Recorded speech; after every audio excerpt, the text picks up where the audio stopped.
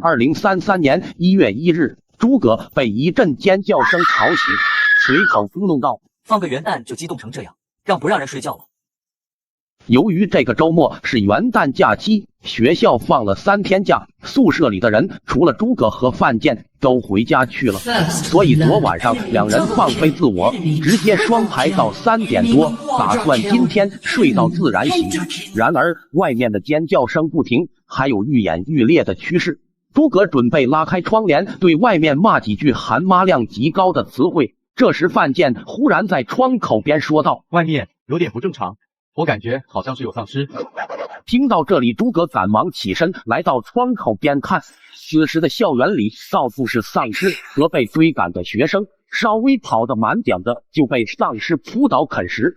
宿舍门突然被什么激烈的撞击了一下，伴随着一种奇怪的仿佛冷笑似的警号。难道是丧尸来了？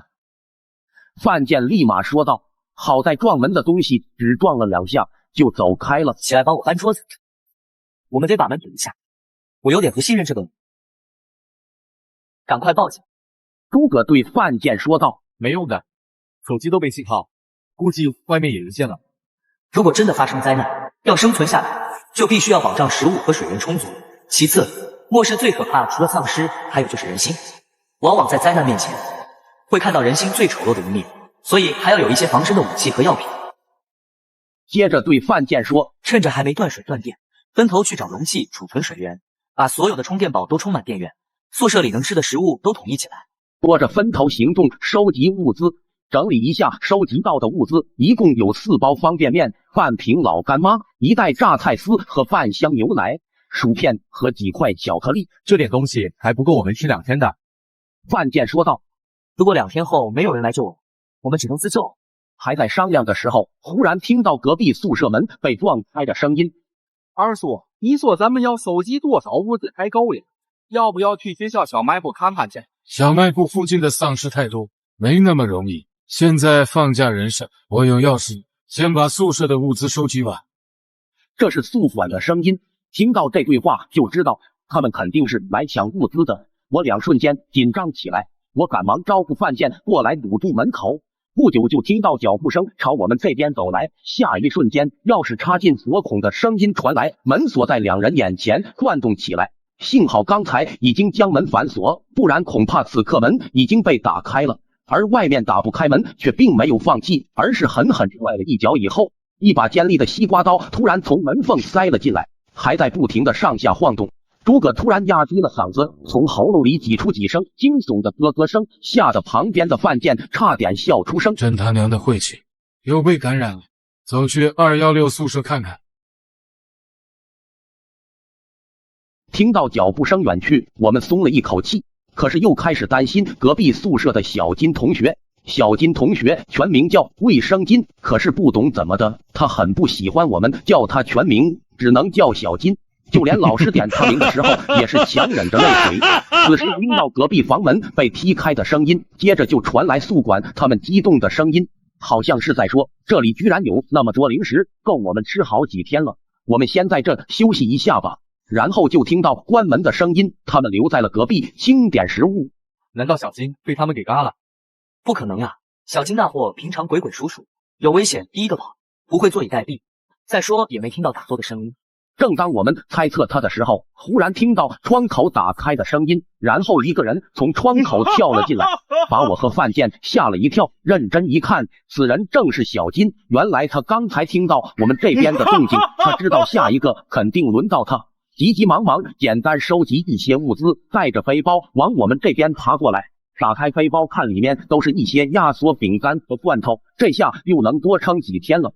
到了晚上，我们吃完东西后，忽然听到一段熟悉的音乐从小金宿舍传来。小金一脸坏笑的说道：“有好吃看了。”声音从哪里传出来？赶快找出来关掉。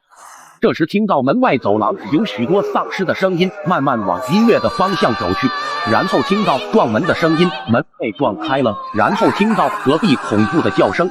二叔，门坏了，他们进来了，快找桌子把门堵上。听到他们的惨叫声，我和范建一脸疑惑的看着小金，他淡定的和我们说道：“我宿舍门锁昨天就坏了，被手机定了闹钟，还连接了蓝牙音响。本打算是等着晚上把丧尸吸引过去，然后争取逃跑时间，没想到那叔侄俩居然没走，活该！忽然听到隔壁关门的声音，然后听到二叔救我，别把我锁外面，二叔求求你了。想不到那个宿管老匹夫为了自己活命，居然把侄子推去吸引丧尸。危机面前，人性真的暴露无遗。透过窗口可以看到对面女生宿舍还亮起了几盏灯，证明那边还有幸存者。晚上我们商量轮流守夜，毕竟不知道会不会发生什么突发事件，有个人保持警惕，起码安全些。到了第二天起来，四周依然平静，忽然听到对面楼传来尖叫声，伴随着重物摔下来的声音。我赶忙去看，发现原来是对面女生宿舍有个胆小的受不了压力跳楼了，声音把丧尸都吸引了过去。忽然听到旁边议论声，这样下去，过不了几天，我们不是饿死就是被丧尸吃掉，倒不如趁着还有力，我们拼出一条血路到外面求救。对，与其坐以待毙，不如来个痛快。与其等死，不如和他们拼了。其他宿舍幸存的同学情绪高昂，随着带头的同学大喊一声，他们宿舍几个人就拿着木棍一起冲了出去。我们在房间听着他们的声音，也替他们捏了把汗。此时范建说道：“要不我们也一起和他们冲出去？”小金也说道：“所以趁着现在人多，我们一起冲，说不定能有机会活一两个。”我打断他们说道：“不要冲动，我们要先做好充分准备，毕竟机会只有一次，失手就完了。根据我的观察，白天有阳光的时候，丧尸基本是休眠状态或者是行动缓慢，除非有声音惊扰到他们。我们要选择好路线，尽量不要惊动他们。如果真的避免不了要近身肉搏，我们也要攻击他们的弱点。看过丧尸片都知道，从而控制了身体。他们是被病毒感染的大脑，他们没有疼痛感，打击身体其他部位不能完全消灭他们，只能攻击头部，毁坏大脑，让他们丧失能力。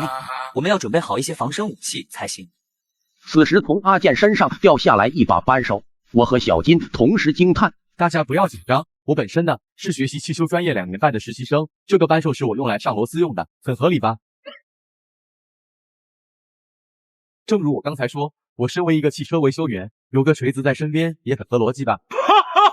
我们尴尬的笑道。随后小金说：“我们再看看还有什么能够用来防身的东西。”就在这时，听到楼底下之前冲出去的同学喊叫，原来他们下楼的时候为了壮胆，个个都大喊，结果把附近的丧尸都吸引了过来。他们又没有紧贴在一起相互掩护，导致寡不敌众，最后被丧尸包围。看到此情形，小金吓出一身冷汗。还好刚才没有和他们一起冲，不然就芭比 Q 了。我们先去收集一下防身的物品，然后等丧尸回到休眠状态，我们再行动。宿舍不能待了，我们首要是寻找生活物资。离我们不远的超市里面有大量食品和水，要是能到那我们就有希望了。说完，大家分头行动。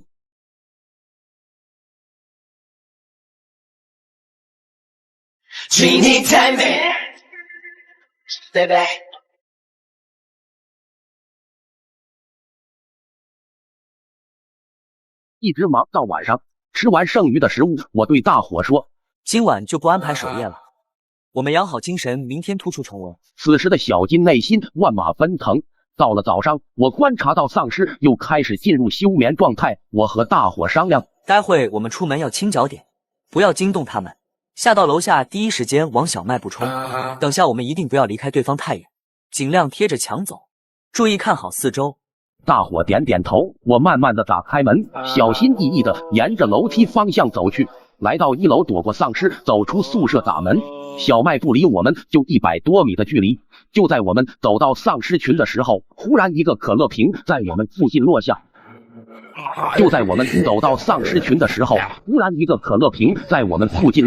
我抬头一看，发现居然是宿管那个老匹夫在得意的笑。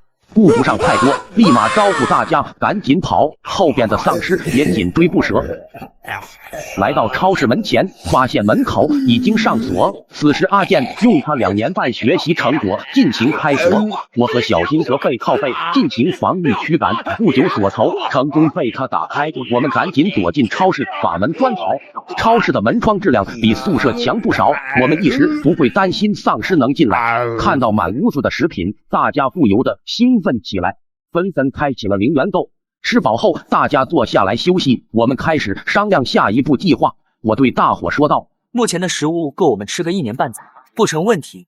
但是我们不可能一直待在这里，现在外面是什么情况我们也不清楚。我们先要看看学校里还有多少幸存者。现在是放假期间，在校学生不会太多，但是如果多一个人，我们队伍就会多一份力量。对，最好是女生，这样我们也不会担心哪天真的会难上加难。小金边说边露出标志性的笑容。都什么时候了，你还想这？阿健严肃地说着，小金忽然话锋突变。不过我观察到女生宿舍好像还有幸存者。在他俩的坏笑下，我也不装了，摊牌了，说道：各位绅士，实不相瞒，我下一步计划就是去女生宿舍进行营救。昨天我看到我们的校花班长在阳台，他还没被感染。一时间，超市里传来了正义的笑容，一股沸腾的热血涌向心头。此时我们已经忘记了正在身处末世。不过要去女生宿舍营救，还需进行一下准备。刚才在门口我们和丧尸搏斗的时候，发现我们手头的武器根本不足以对其造成有效伤害，只能驱赶，这样对我们非常不利。如果丧尸太多，我们肯定会被团灭。当下我们还是要先看看这里有没有可以用的武器。我们现在的敌人除了丧尸，还有就是宿管那的老匹夫，刚才他就是故意扔个易拉罐，想害死我们，此人不得不防。说完，大伙开始分头搜寻可用武器。不一会，小金来到消防栓，看到有一把消防斧，兴奋的他不由自主地挑起了一段经典舞蹈。阿健也在一处找到一把油锯，这个锯子威力巨大，1米宽的木头毫不费劲就可以轻松锯掉，更别提丧尸。而我则是来到了里面的办公室，一进门就看到桌子上摆放着一把唐朝横刀，这可是武士刀的鼻祖。我拿过来看了一下，虽说是工艺品，但做工材料也是一流，上面还刻着龙泉2字，刀刃没开封，这不是问题。到时候打磨一下，一定是个趁手的武器。我们各自拿着找到的武器集合，然后就是等待时间去女生宿舍进行营救。我们来到超市楼顶观察一下情况，发现丧尸又开始进入了休眠状态。此时正值中午，太阳最强的时候，也是丧尸状态最弱的时候，刚好是去营救的好时机。阿健，你的油锯声音太大，容易吸引丧尸，而且太重不合适迅速移动。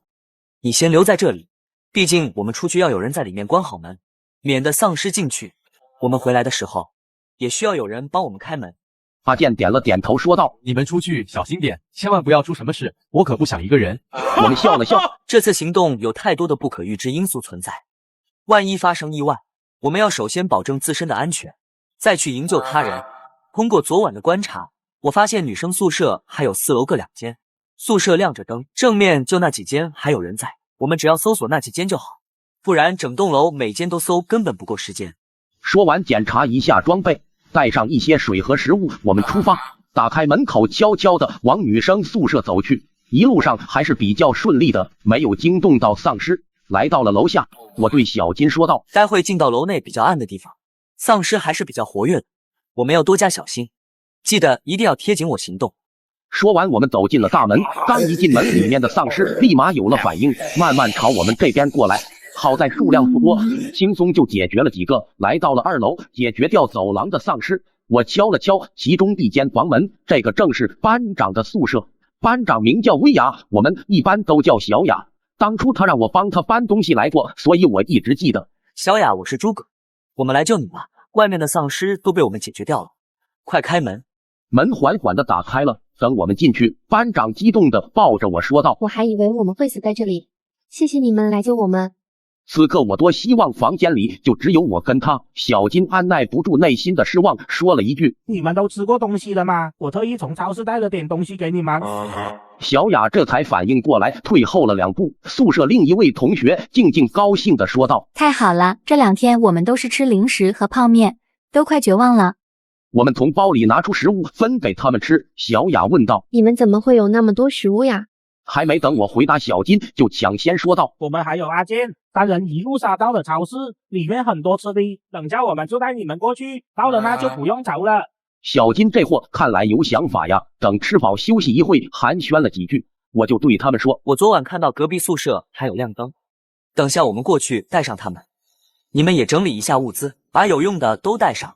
一切准备好，我们来到隔壁宿舍。小雅敲开了宿舍门，进去把情况说明后，带着他们一起出来。我和小金一前一后带着他们往超市方向走去。正当我们走到一半的时候，忽然不知道从哪里叫出来一个丧尸，扑倒了其中一位女同学。事发突然，等小金反应过来，一斧头解决掉丧尸后，那个女同学也没了气息，尖叫声引来了更多的丧尸。我们加快步伐，来到超市门口的时候，一群丧尸朝我们过来。我拿起唐刀拼命挥舞，忽然一个电锯声音响起，原来是阿健看到情况出来支援我们。丧尸在我们的攻击下很快都被消灭殆尽。进到超市，大伙刚放松一下，就听到敲门声，一看居然是宿管那个老匹夫。他看到我们解决了丧尸，就跟着跑出来，想让我们收留他。此刻宿管正在门口哀求着让我们放他进去。看到这种情况，小雅刚想开门，我连忙拦住他说：你知道之前为了抢物资，我们宿舍楼多少同学惨遭他毒手吗？为了生存，他连自己的侄子都害，这种人不能让他进来。同学，前面是我不好，我应该替你宿舍门，求求你让我进去吧，我2天没吃过主食了，让我进去拿点吃的，我就离开了。你现在知道求人的滋味了。之前你侄子求你开门的时候，你是怎么对他的？这时阿健也说道：对，不能让他进来，之前他还想害我们，要不是我们提前堵门，估计现在已经遇害了。要不是我醒目跑窗口跑到他们宿舍，现在我也挨软咯。我们3一致反对让他进来，不是说我们冷血，而是在末日这种没有任何约束的情况，让一个极度危险的人靠近，会增加风险。宿管还在门口不停的祈求，小雅动了恻隐之心，让他进来拿点吃的吧，反正我们这里食物那么多，能够撑很久。再怎么说他也是活生生的一个人，不能见死不救呀。何况我们人多，你们3个男的难道还怕一个？静静也说道：对呀，我们不能见死不救呀。女生们还是太单纯，她们没有像我们那时的经历，自然不会明白为何我们要反对让宿管进入。虽说我们有3个人，可是叶问还能打10个呢。有些东西防不胜防，可是此刻我又说服不了他们，毕竟一嘴难敌双唇，只能是提醒大伙都提高警惕。我过去看了一下，门外没有危险，慢慢的打开了门，让宿管进来。那老匹夫拖着疲惫的身体慢慢的走进来，还对小雅说：谢谢姑娘，你真是好人，我就拿点食物马上离开。小雅连忙笑道：您现在身体那么虚弱，还是先在这里好好休息一下吧。说完正要过去扶他，卧槽，这个演技骗得了小雅，骗不了我。当初为了抢物资，狠心的加害了多少同学，现在会那么轻易离开这个地方，8成是想耐着不走了吧。正当我还在想着，突然听到一女生尖叫，然后倒地的声音，瞬间我们所有人的注意力都转向那边，原来是另外一个女生武藤兰晕倒了，是什么原因不清楚。就在这时，宿管那个老匹夫露出了真面目，趁我们不注意，拿出尖刀挟持了小雅。快把你们的武器都放下，然后全部离开超市，女生留下。说完还露出猥琐的笑容。该死的大爷，没想到他居然不讲武德，搞偷袭。但是小雅被他挟持，我们也不得不照做。兰兰她脸色发青，快想办法救救她吧。少一个人就少分1份食物，以后你们2个就跟我留在这里吧。果然江山易改，本性难移，他眼里怎么会管其他人的死活？就在我们僵持的时候，忽然一只丧尸从后面扑倒了宿管，小雅也因此逃脱，来到我们身边。原来刚才过来的时候吸引了些丧尸跟过来，进来的时候又忘了随手关门，还让丧尸有机可乘。小智，我是你二叔啊，别咬我，去咬他们。宿管的丧尸正是被他害的侄子，真是天道有轮回。我捡起唐刀走到他面前，看着他被丧尸侄子狠咬断气，然后手着落解决掉他侄子，一家人就该整整齐齐。我们把他们扔出门外，关好门，马上进去看看兰兰的情况。小雅刚给她检查完，小雅家里父母都是医生，她从小就受到熏陶，在学校也会偶尔当校医助手。兰兰应该是长期贫血，加上这2天没吃什么，导致营养不良又惊吓过度，需要给她调些葡萄糖点滴才行。校医室有药品器械，诸葛，我和你去一趟校医室。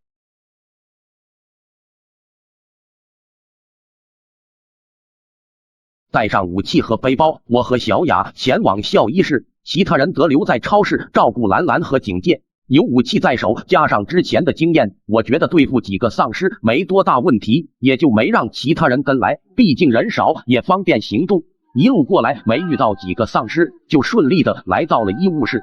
不出意外，校医也被感染了，似乎他还在保持着感染前的意识，正准备为一个患者打针。为了免除后患，我毫不犹豫的把他给嘎了，然后我警戒着四周，小雅则是去寻找药物。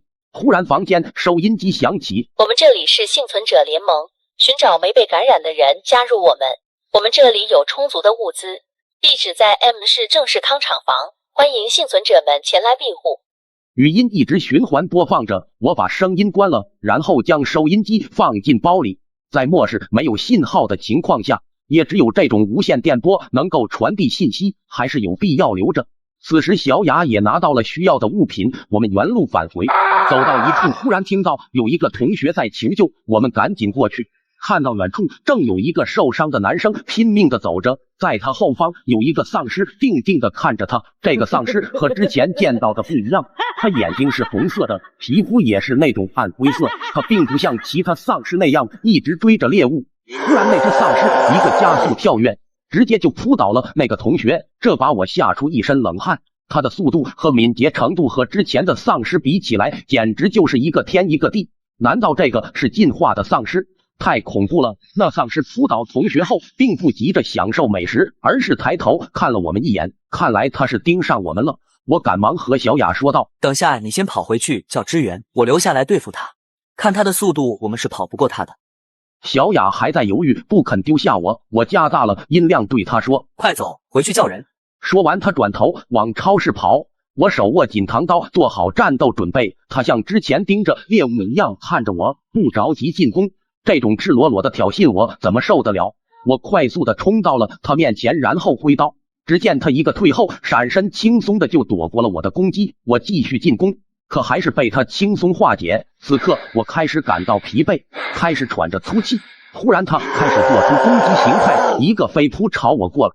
我急忙躲闪，差点就被他扑到，还没等我反应过来，他已经第二次扑到我面前。我躲闪不及，被他扑倒，顺势拿刀挡在他前面。他不停的想要伸头咬我，好在距离不够，不过我也被他的动弹不了。这样下去，过不了多久我就会体力不支。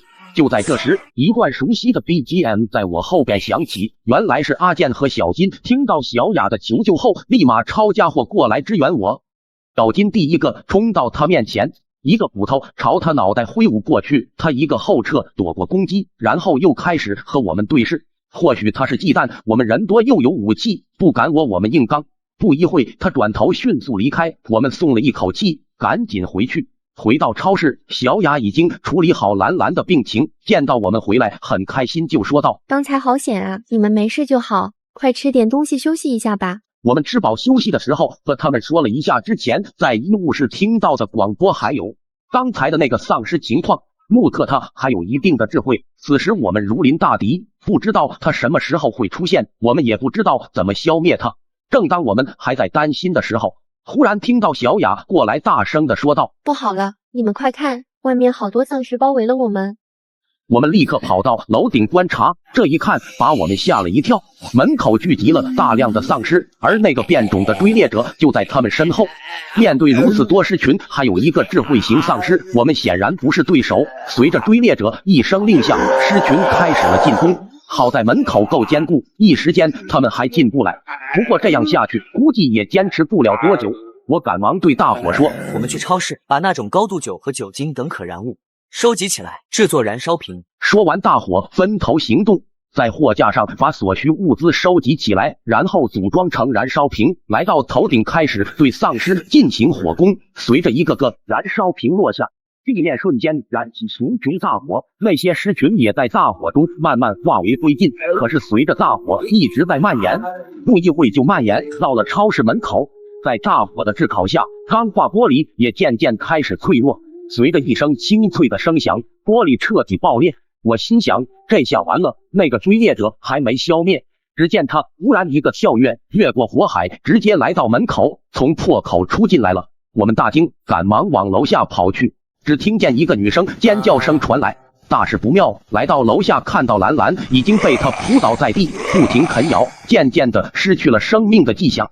我赶忙让小雅她们女生跑去房间把门关好，然后我们3人拿出武器装备和追猎者拼了。他也开始警惕的看着我们，我们几乎同时开始对他发动进攻，却被他一个翻滚躲闪，然后迅速的扑向小金。接着几轮进攻都被他轻松躲过，我们的体力被消耗了大半。他似乎是不知疲惫，这样下去我们迟早会体力耗尽。看来他不着急进攻，就是在耗我们体力。忽然我想到了超市存放面粉的一个仓库，之前有学到过粉尘在相对狭小密闭的空间遇火会产生尘爆。我赶忙招呼大伙把他引到面粉仓库。说完我们朝仓库跑去，他也在后面追着过来。快把面粉袋都打开，把风扇也打开，都纷纷行动起来。房间一下子弥漫着粉尘，视线也变得模糊起来。他似乎也受到了些影响，开始不停地搜寻目标。我招呼他们等下找机会先出去，我来拖住他。说完我对着追猎者大喊一声，你过来啊！他果然被我吸引到了，开始盯着我。他们则趁机跑出外面，房间只剩下我俩对视着，空气忽然宁静。忽然他一个飞跃朝我扑来，我等的就是这个。与此同时，我一个冲刺滑铲从下面躲过他的飞扑，他又转身开始盯着我，我则慢慢的退到了门口。忽然从兜里掏出一个打火机，往门口跑的同时扔向房间。我大喊卧倒，不一会房间就发生了爆炸，伴随着火光四射，整个超市也开始燃烧了起来。尘爆把超市给摧毁了，无奈我们只好出校园寻找新的庇护所。来到了外面，我们才发现原来城市已经是满目疮痍，相比校园里面，外面的环境更加恶劣。忽然一辆车朝我们驶来，看到我们停了下来，我连忙说道，可否载我们一程到安全地方？当司机看到我们手中的武器，立马一个地沟油快速离开。这也怪不得他，毕竟在末世要想活下去，不能轻易相信陌生人，谁知道他会不会为了物资对你下手。此时附近的丧尸已经开始缓缓向我们靠近，二话不说掏出武器开启战斗模式。可是发现丧尸好像越来越多，根本杀不完，丧尸的嘶吼引来了更多的丧尸。这他妈丧尸怎么那么多？所以要这样下去，我们没体力的话就全部挨软了。实在不行我们就跑。忽然后面传来汽车急刹的声音，接下来枪声响起，附近的丧尸全部应声倒地，有人来救我们了。正当我疑惑的时候，一辆皮卡开到我们面前，下来了几个持枪的幸存者，带头的肥头大耳，面目凶光，脸上还有刀疤，这种要是在影视剧里扮坏人都不带演的。后面跟着的几个小卡拉米看着也像武装分子，不出意外的话马上就要出意外了。带头的胖子抬起手枪指着我们说道，把武器都放下，把身上的物资都交出来。网上流传着一句话，西部外枪快，西部内枪又快又准，在绝对的火力面前，一切抵抗都是徒劳的。我刚想上前理论，直接被胖子一脚踢飞，然后用枪指着我头说道，再乱动小心老子崩了你。看到这种情况，我们也只能交出所有物资，心想还是小命重要。本以为交出物资他们就会离开，可是没想到身边一个小卡拉米居然说道，大哥，这两个小妞拿去黎明之城，一定换到不少好东西，搞不好将军还会有提拔。胖子笑了笑说道，把他们带上车。听到这话，我们立刻冲上去要和他们拼了，结果都被他们用枪砸倒在地。小雅他们被强行的带上了车，临走前一个卡拉米说道，这几个要干掉吗？胖子笑了笑说，不用，让他们在这里喂丧尸吧。说完就上车离开，我们赶忙在后面追，忽然从车上丢出一颗手雷，在我们附近爆炸，一下子我们都被震晕了过去。我赌你不能打出这个字。不知过了多久，我们慢慢醒来，看了下四周，没发现有丧尸。就在我们暗自庆幸安全的时候，忽然发现远处公交车顶上站着一个熟悉的身影，那正是在校园遇到的 BOSS 追猎者丧尸。此刻我们犹如五雷轰顶，在学校我们有武器的情况下，3个人都不是他的对手，最后还是靠爆炸才解决掉他。如今我们手里已经没了武器，周围又没有可以藏身的地方，看来今天要交代在这里了。就在此时，追猎者朝我们发动了攻击。上集说到追猎者朝我们发动了攻击，眼看我们就要成为他的口粮。忽然身后一发火箭弹朝他飞来，随着爆炸化为灰烬。我们刚反应过来，只见一个头戴鸭舌帽、穿着防弹背心、背着军用背包的年轻人走到我们身旁，看样子像个雇佣兵。没等他开口，我就先说：“你来晚了，我们刚被打劫完，所以物资现在没有东西给你抢了。”只见年轻人笑道：“你们刚才是不是被一个肥头大耳、带着一队身穿迷彩服的武装分子打劫了？你们不都是一伙的吗？还要问你是不是掉队了？想问他们往哪边方向走了？”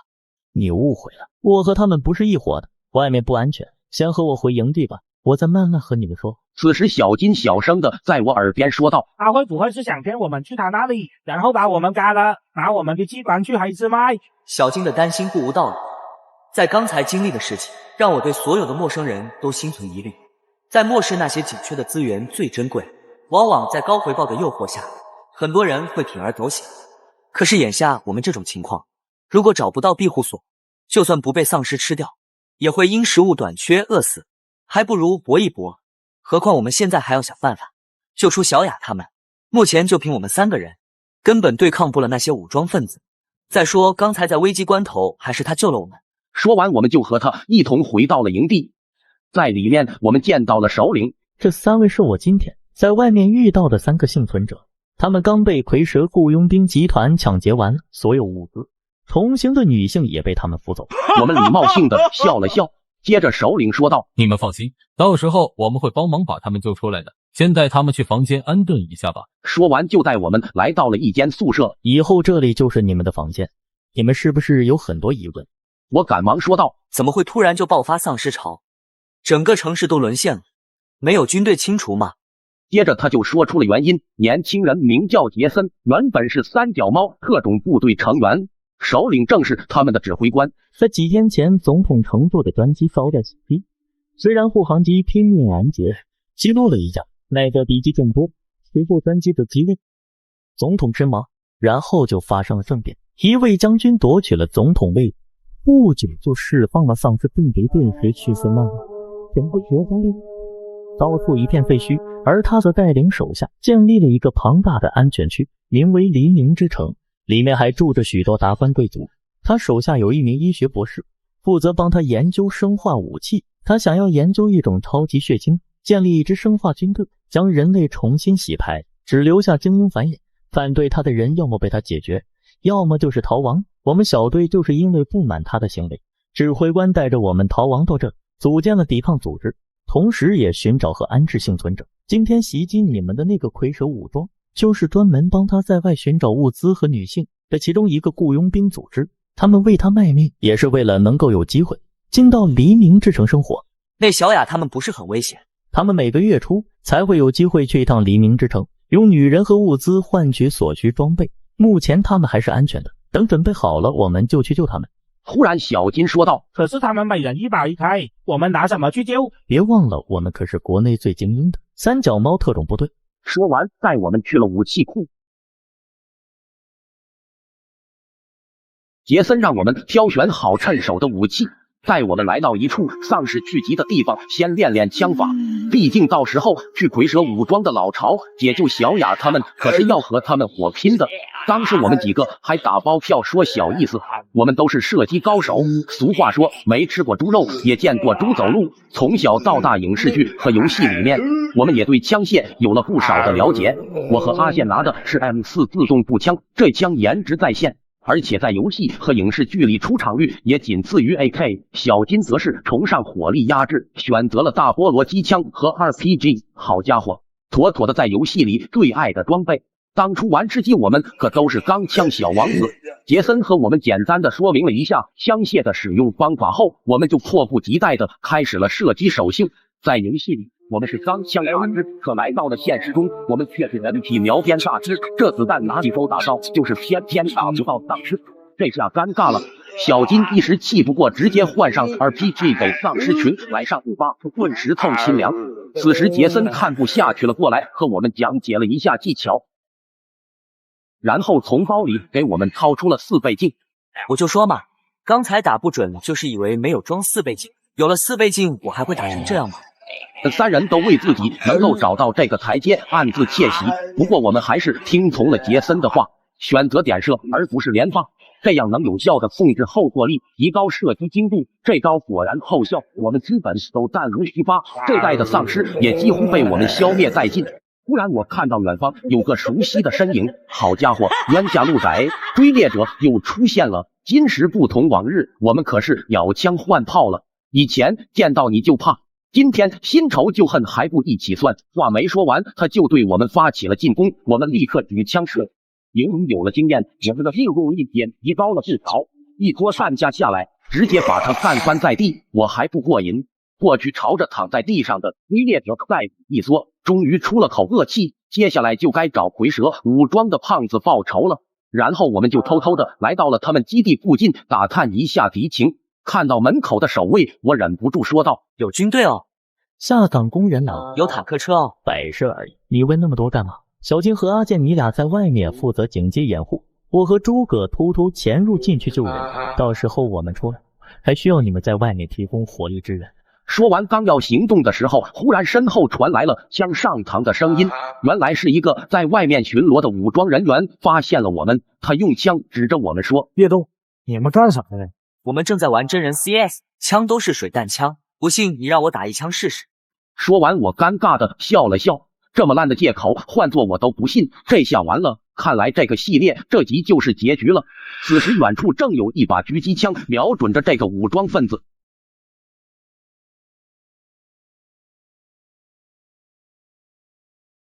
上集说到我们被武装分子发现，在这千钧一发之际，远处一个神秘狙击手一枪解决了那个武装分子。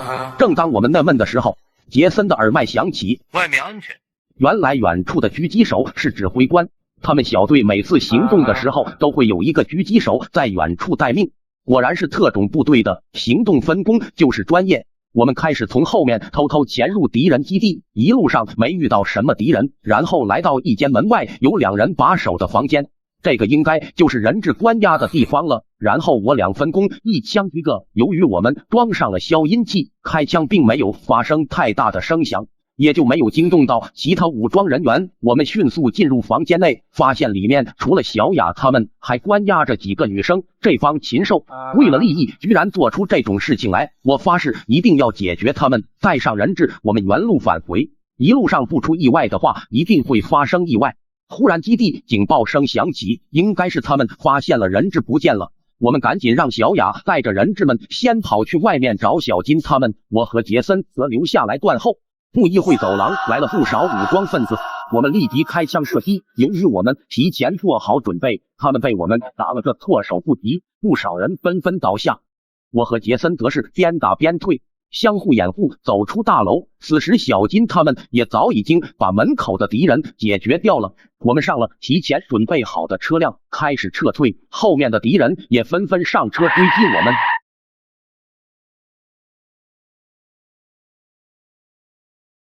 一路上我们用车载机枪与对方皮卡互相对射，由于双方车辆都有轻装甲保护，接着我们拿出RPG一消灭。还没等我们高兴多久，一辆战车就出现在我们后面，朝我们开了一炮。好在射先，我们立刻用火箭筒还击。可是面对战车，我们明显火力不足，手头上的 RPG 对付轻装甲还可以，面对战车的正面的复合装甲根本无能为力，变成了敲门砖。还好战车的炮手高度近视，几发炮弹下来都没打中我们。胖子也用机枪朝我们不停射击。此时在我们上方正盘旋着一架察打一体无人机，它挂载的地狱火轰对地飞弹正是反装甲利器。好家伙，原来他们连空中支援都准备好了。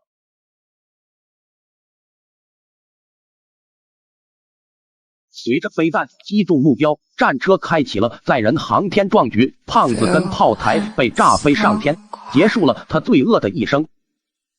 This time into the darkness, let me be endless. Goodbye, end of my whole life. No one is loveless.When comes the foulness, Through the darker world is waiting, through where no one's ever looking, place there will be calm. 安顿好小雅他们一行人后，指挥官和我们说了一下他们的计划。前不久找到一位病毒专家的日志，现在爆发的这种丧尸病毒是威廉博士团队去年在西伯利亚永久冻土地带发现一具保存完整的长毛象遗体，从他身上发现了某种原毒病毒，经过研究最终分离了一种全新的病毒。这种病毒强化了重新组合生物遗传因子的特性，从而让注射者各方面技能变得强大，不会感觉到任何疼痛，也没有任何感情。通过病毒能够控制他们心智。他将这一成果秘密地告诉了傻大木将军，此人和他有着共同爱好，都是比较极端的想法。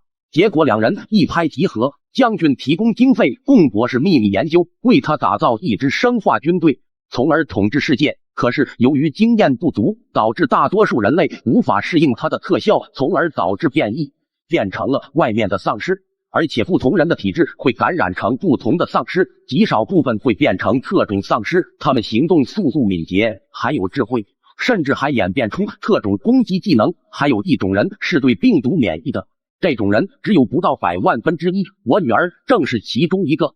如果能够提取他们的血清融合到病毒，就能彻底研制出完美的病毒。可是还没等他们找到这种血清，实验失败，整个实验基地爆发了大规模丧尸病毒，几乎所有人都没有幸免。我有幸从里面逃了出来。将军他们干脆一不做二不休，直接把丧尸放出来，导致了灾难性的感染。到目前病毒感染的周期是24小时。如果能在这个时间内给感染者注射抗病毒药物，就能彻底阻断变异。药物需要用到丧尸的血液提取血清，加上免疫人的血清，就能提取出解药。目前的情报显示，他被关在黎明之城某个实验室，我们需要混进去把他带出来。但是我们没办法通过那边的智能安检，因为我们的资料已经是那边的黑名单，所以需要找生面孔混进去。说完看着我们三人都不方便，我们只需要一个人接受这个任务。不过此次任务9死1生，你们谁敢接受？此时小金举手问道：我着急，先去趟厕所。然后跑了。阿健则说道：我忽然想起还有要紧的事再联络。卧槽，我唯一想到的2个借口居然被他们先说了。无奈我只能说，你刚才说9死1生太吓人了。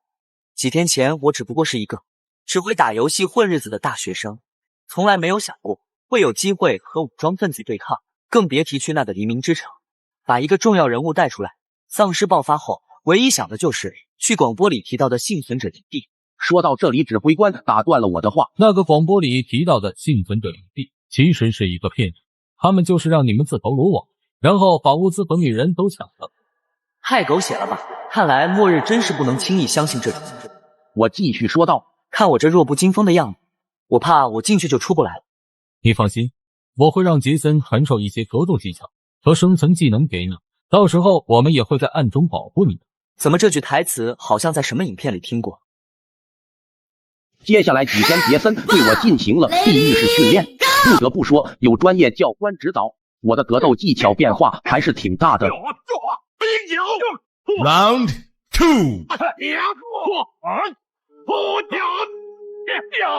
短短的几天，我就从一个生龙活虎的少年变成一个重伤住院的患者。小金和阿健也对我投来羡慕的表情。经过了一段时间的休养，我已经康复了。指挥官和我说一下计划。想要混进黎明之城只有2种途径，第一就是里面的常驻通行证，这个必须是身价上亿富豪才有资格办理。第二就是像之前蝰蛇武装那种猎人形式，每个月可以拿些特殊物资去交换黄金，在末世也只有黄金能够在外流通，然后购买临时通行证和黎明货币。在里面你没有货币寸步难行，许多人为了能够在里面生活，不惜冒险去外搜寻物资来换取货币。由于我们没有那么多钱，你目前只能通过这种形式混进里面。每个月他都会在广播发布各种特殊物资的需求，女人一直都是抢手货，毕竟里面常住人口都是财阀，你懂的。我们可不会让你拿女性去换取货币。那边现在对酒水需求比较大，财阀们每天夜夜笙歌，库存已经见底，所以现在全城发布要各种酒水。你现在第一个任务就是去超市寻找一些高级酒水，这样你有很大机会能够优先混进去。不过信息发出来，肯定有很多组织和个人都会前来搜刮，难免会遇到一些阻碍，这个你必须要靠自己克服，因为去到里面你会遇到很多未知困难，现在正是考验你的时候。不过你放心，我们会在暗中保护你的。我书读得少，你们不要骗我。整理好装备，我开着车出门寻找物资，一路上看到一些普通的丧尸，对我来说已经构不成威胁了，我也就不理他们了。秉承我佛慈悲原则，尽量绕开他们，给他们留下美好印象。不久我就来到了一家商场门口，我发现有辆车停在了哪里，难不成已经有人来了？我停好车，拿上武器，悄悄地走了进去。不久听到里面有枪声，我偷偷走近，在旁边偷看，原来是两伙人为了将物资在所拼。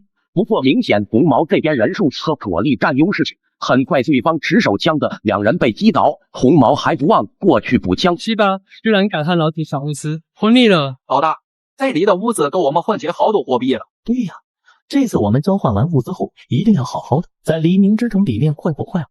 上次我看上的那个小兰，要不是钱不够，我早和他彻夜切磋武艺了。这次去那边也给你们找一个。好呀，跟着大哥有肉吃。随后房间里回荡着童真的笑声。在敌众我寡的情况，我果断选择了在后面偷袭。虽然这种行为在 FPS 游戏里通常被称为老六，经常受人唾骂，但是兵不厌诈，生命只有一次。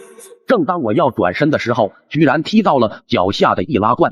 由于我不小心踢到易拉罐，惊动到了红毛那伙人，原本还计划偷袭他们的，现在反倒成了他们追击的目标。4打1，我几乎是没有胜算，只能找机会逐个击破。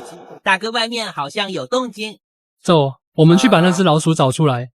说完，他们迅速行动。好在这个商场够大，一时间他们还没那么容易找到我。我到了一家服装店，先暂时在这躲一下。不得不说，我对捉迷藏还是很有自信的。很快他们就找来了这里。大哥，那只老鼠跑得也太快了，一下就不见人了。现在的服装模特真是逼真。二哥，都什么年代了？你以为还是2023年时候的水平呀？现在都是硅胶仿真模特了。你们说那女装模特会不会也有这种？就这点出息，大哥不是说了吗？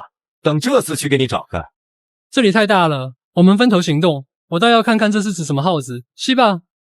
说完就分头行动。此时就剩那个老二还没肯离开，一直定定的看着我。这套衣服看着不错，我也该换套新衣服了。零元购走起。说完就径直走进店里，来到了我的面前。这模特看着就像个真人，摸上去连手感都一样，如果是女模特就好了。他一直不停的用力掐我的肉，我实在忍不住叫了出来。突然间空气变得宁静，我立马抱着他一起撞出了橱窗。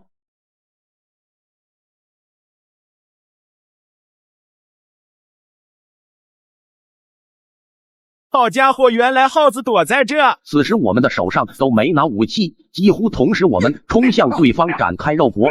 想不到这个黄毛还是吃过叶粥的，一个回合下来我们居然打成平手。要不是杰森特训过我格斗技巧，估计现在已经交代在这里了。只见他再次对我发起攻击，我也只能拼命化解。他的拳法十分了得，和他拼拳我完全占不到上风。不过再强的武功也有弱点。此刻我想到了一句电影台词：金师傅，我要跟他拼拳，尝试切他中路。就在他朝我再次进攻的时候，我看准时机，朝老二的老二一手踢了过去，当场让他痛苦倒地。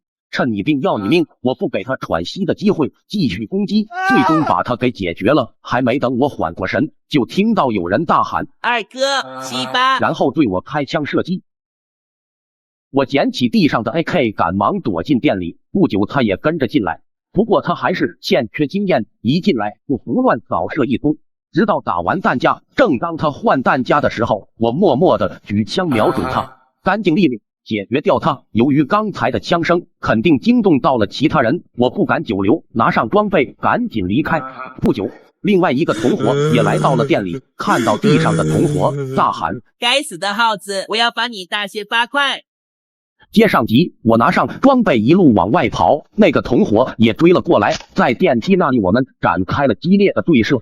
我不敢恋战，打完 AK 的子弹我赶紧跑，他也一直追了过来。不久我来到了一间存满面粉的仓库，熟悉的场景，熟悉的遭遇，我二话不说，我打开了面粉袋，瞬间房间里粉尘密布。我想着当初在学校超市对付追猎者的方法，制造尘暴干掉他。我刚才故意发出声响吸引他，然后找了个角落躲了起来，打算到时候借助能见度低的情况偷偷跑出去再点火。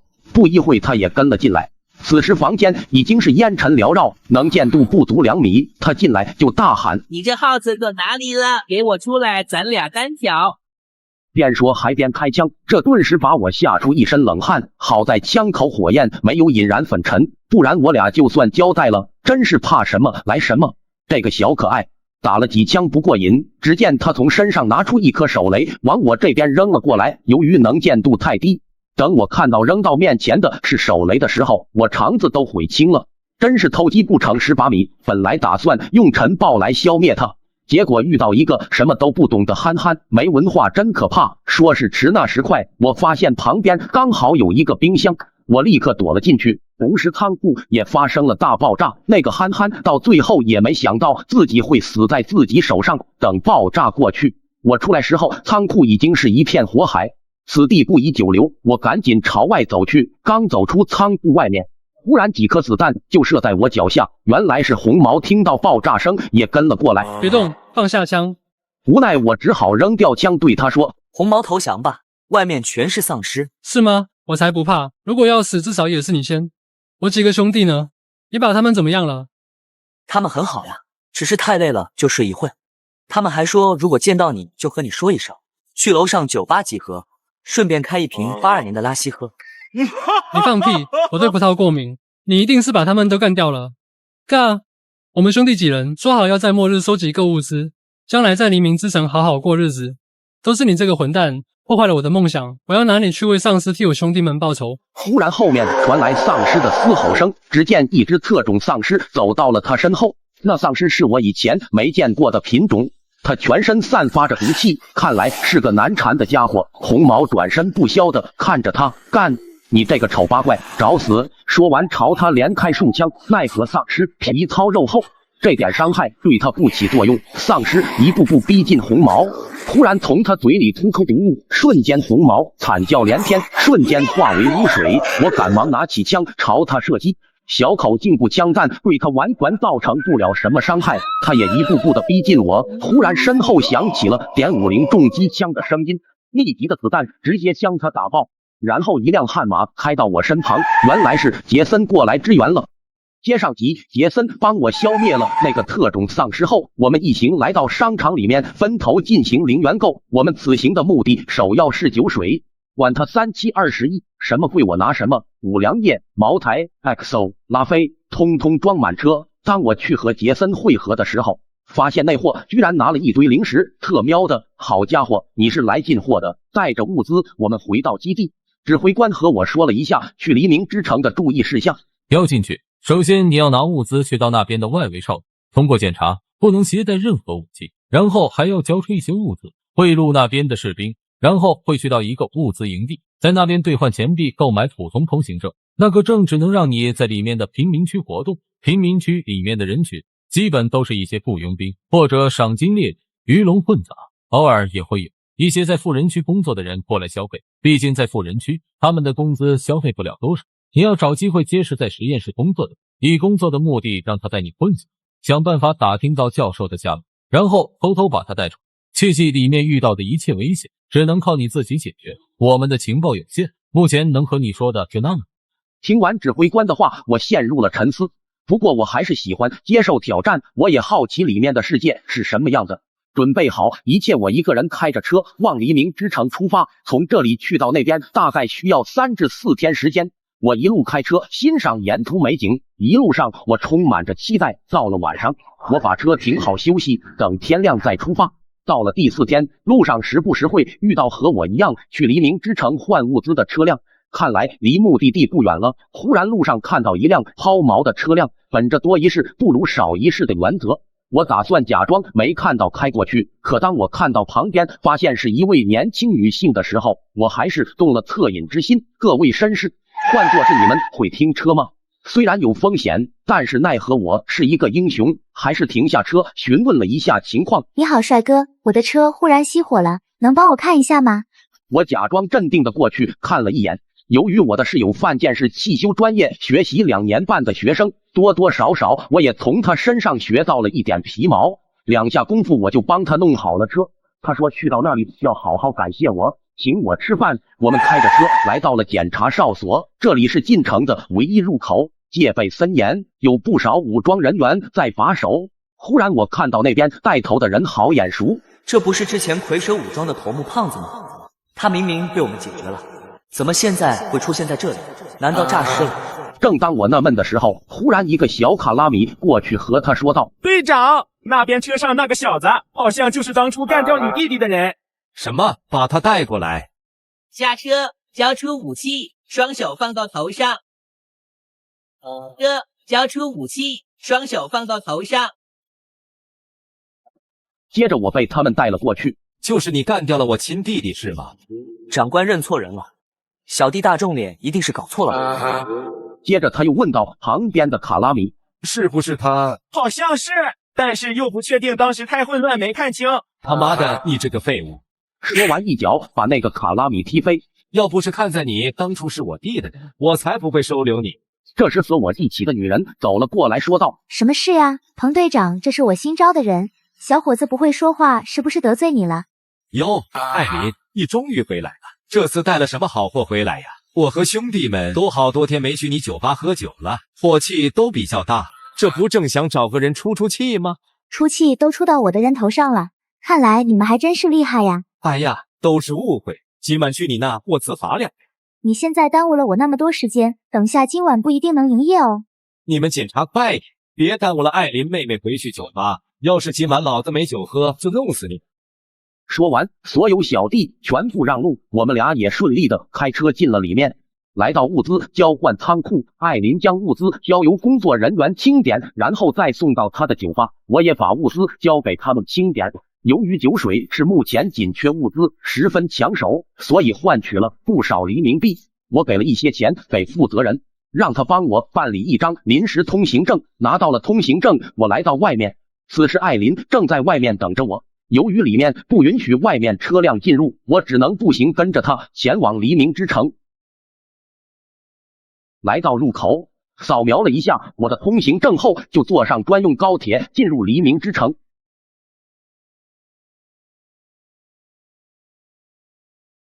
Audio Jungle。Audio Jungle。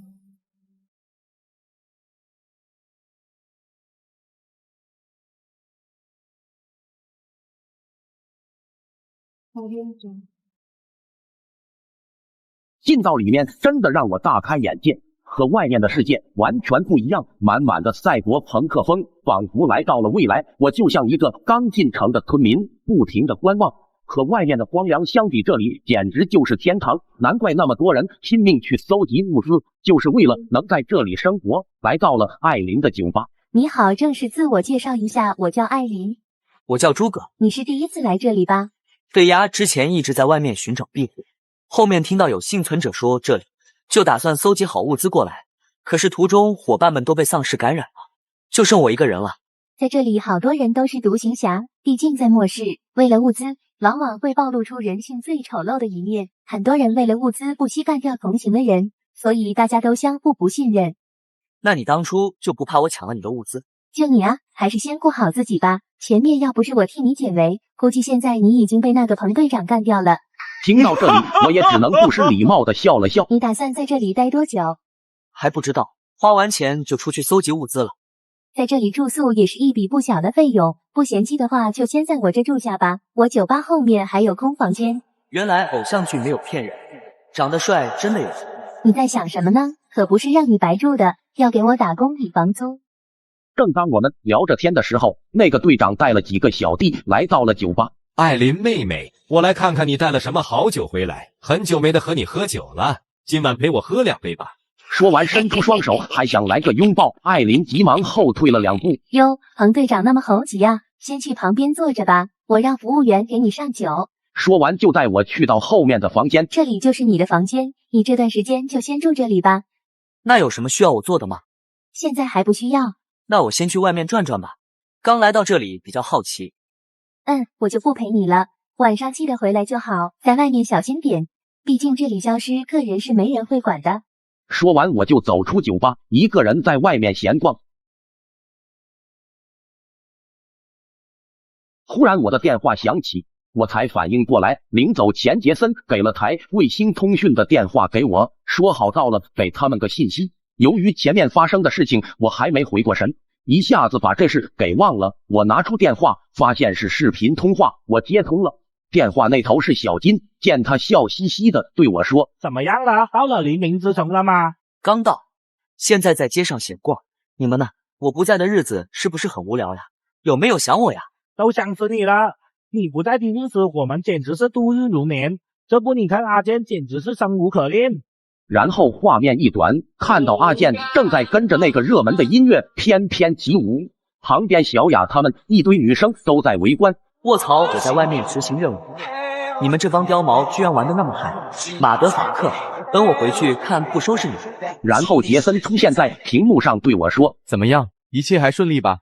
还好，进到检查站差点被认出，那边的队长是当初我们干掉的蝰蛇武装首领的亲哥哥。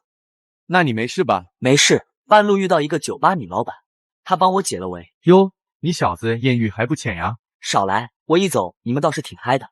他们天天在这里没事做，也挺无聊的。白天阿健和小金他们都会出去打丧尸，找物资。现在他们俩也挺厉害的了。对了，那边环境怎么样？有没有想到办法混进去？我这才刚到，还没摸清环境。正当我还想继续说的时候，忽然听到小金在喊：杰森，下首歌到你跳了，姑娘们都在等你了。好了，我还有重要的事情要忙，你先在那边摸清一下环境，有什么再联系。说完就挂了电话。王个爸！我沉默了一下，突然被一阵急促的叫声吸引，原来是远处有几个人正在欺负一个人。我刚好一肚子气，打算过去见义勇为一下。我走到他们旁边大喊：放了那男孩！哟，哪里来的流浪汉敢多管闲事？好生的面孔啊，以前没见过你，刚来的懂不懂规矩？在这里不交保护费，晚上走路很危险的。那个被他们欺负的人赶紧跑到我身边和我说：他们抢我的钱。什么屁话！你刚才在里面玩的那么开心，没我们的保护，你能那么安心吗？你是从富人区来的，给我们点好处费有什么？我只是在病毒研究所的一个配送工人，我没什么钱。听到这里，我忽然想到，我要去救的病毒专家，会不会是在病毒研究所里面的实验室？真是天开眼！我要去救的病毒专家，会不会是在病毒研究所里面的实验室？真是天开眼！这是一个小混混走了过来，想动手，直接被我一脚踢飞，躺地上不动了。其余人见状一拥而上，这几个小喽啰对我来说就是一个热身运动而已，不一会把他们都打趴下了。这时那个人对我说：打了那么久，也累了吧？要不我请你去吃点东西吧？正合我意，我也刚好要问他一下，认不认识那个专家？刚才听说你在富人区工作的，那里是不是很高级啊？我还没去过呢，你给我说说呀。这个城市所有的重要部门和一些建筑都在里面，所有的物资都是优先供应给那里，里面的娱乐场所和美食都是最优质的。里面有一家绿桂坊酒吧，每天晚上都是爆满，都是一些有身份或者地位的人在那消费。我一个月的工资都不够在那里喝上一瓶洋酒。还有一家天下人间会所，里面全部都是模特佳丽，都是一些赏金猎人或者武装组织去外面抓来的幸存者，他们为了生存也只能被迫在那里工作。很多土豪为了红颜一赠千金。我忽然想到了之前那个蝰蛇武装，他们就是专门做着勾当的。看来不止他们一个团伙在做这种缺德事，在利益面前道德显得那么渺小。那老实说，你有没有去过天下人间？我也想去啊，可是口袋不允许啊。这不只能久不久来到贫民区小厂子，这才消费得起。很多那些赏金猎人就是冒着生命危险去外面收集物资换钱，然后去里面消费。我是没那个本事，不然我也去外面拼一拼。这么说，你刚才就是去消遣才被盯上的喽？应该是，我去的时候就看到他们在外面蹲，这里也有一些游手好闲的混混，又不敢出去冒险，就像看到弱小去打劫，还好今天遇到了你，不然我这个月的工资估计就没了。既然这样，他们干嘛不去富人区打劫富豪不更好？他听到这里笑了笑，这个基本不可能，每个富豪身边都有很多贴身保镖，他们的身手基本都是赏金猎人里面百里挑一的，而且他们是可以佩戴武器的。再说要想进去，就凭他们的普通通行证根本进不去，需要花大钱贿赂负责看守的人才行。他们那些混混根本没那钱，就算进去没武器，连人家身都进不了。真有那本事，他们早去外面找物资了。对了，前面听你说是在病毒研究所里工作的，我很好奇里面是干什么的。我工作的地方算是里面最高度机密的部门了，里面是负责研究丧尸病毒的疫苗，听说还研究基因强化和克隆战士，将来要打造一支强大的部队，去把外面的丧尸都消灭了，然后重建家园，让我们回到从前的生活。你想多了，打造强大军队是为了更好的独裁统治。现在给你们画个饼，让你们死心塌地的服从他。往往只有金字塔顶端才能享受到最多的福利，下层的基本都是炮灰。有个叫威廉博士的，是不是你们那？对呀，威廉博士就是我们研究所的所长。有个叫威廉博士的，是不是你们那的？对呀，威廉博士就是我们研究所的所长，他可厉害了，就是他负责研究基因强化和克隆战士，他还和傻大木将军两人关系很好。那病毒疫苗也是他研究的吗？不是，是他团队里面的另外一个博士，叫爱因斯博士。不过他和其他人不一样，他工作的地方都是有很多守卫把守，他也不能随便去其他地方。看来没错了，我要找的正是爱因斯博士。不过目前不了解里面情况，还不能太冲动。想不到你一个小小的职员，居然知道那么多。因为我是个话痨，每次送货都会接触到不同的岗位，加上我经常来这边消遣，他们也经常让我介绍这边哪里好玩。正当我还想继续套他话的时候，忽然他电话响起。现在研究所需要我，马上送一批药物过去，我要马上走了。要不我帮你一起送吧，反正我也没事做，刚好想去看看富人区，我也只是抱个希望能跟他一起混进去。毕竟他经常出入，跟着他应该没那么容易被怀疑，而且还能省去贿赂看守的钱。这样啊，那太好了，我自己一个人估计要弄好久，真是谢谢你了。说完，我坐上他的车，前往仓库拿药。拿到药物，我们来到研究所，通过仪器检测，我们进到了里面。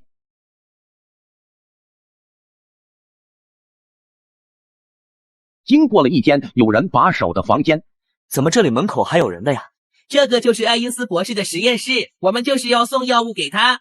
说完和看守说了两句，就开门让我们进去。博士当时正在研究一具丧尸。卧槽，这不是追猎者吗？在这居然成了他的试验品。没有理会我们，直接说把药物放那边就可以。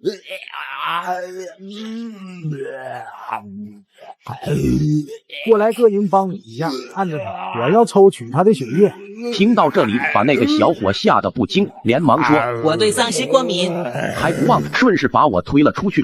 正合我意，只见追猎者不停在挣扎，可是却感觉他没多大力量。这个和我在外面遇到的感觉不一样啊。小伙子，你胆子挺大，换做其他人早就吓得发抖了。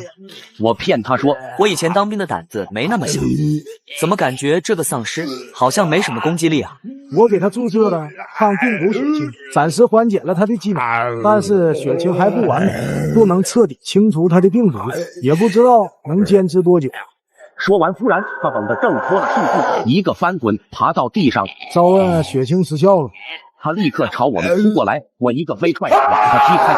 好巧不巧，正好踢到那个小伙身旁，他顺势将小伙扑倒。就在这时，门外的守卫闯了进来，立刻朝他开枪射击。